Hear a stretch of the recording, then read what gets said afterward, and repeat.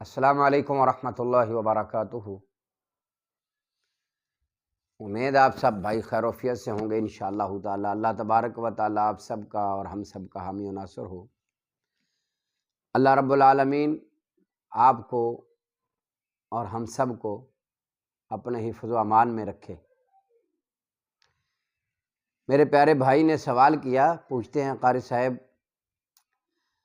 کیا مارکیٹ سے پتہ ہونے کے باوجود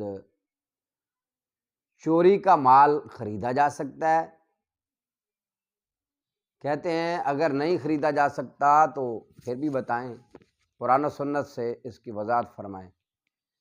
میرے بھائی، چوری کا مال خریدنا یہ بالکل ناجائز ہے، جائز نہیں ہے۔ کئی ساری احادیث مبارکہ ہیں،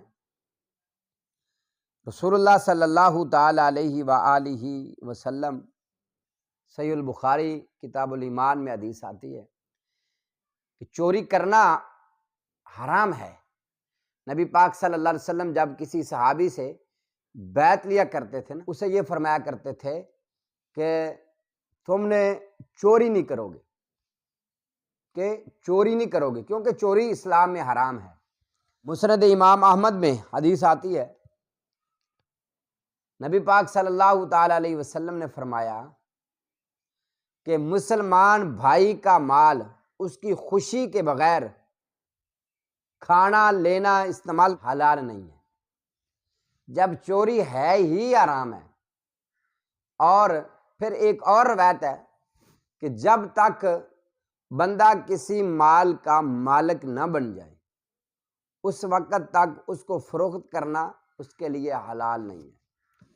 تو اب جن لوگوں کے پاس چوری کا مال ہوتا ہے وہ تو ان کا اپنا تو ہوتا نہیں ہے، نہ وہ مالک ہوتے ہیں، وہ آگے فروخت نہیں کر سکتے۔ اور خریدنے والے کو اگر اس بات کا علم ہو کہ یہ مال جو ہے یہ چوری کا ہے، اب تو سنا ہے کہ چوری والی مارکیٹیں بھی بن گئی ہیں، وہاں سے جو 80,000 کی چیز ہوگی وہ آپ کو 20-25,000 میں مل جائے گی۔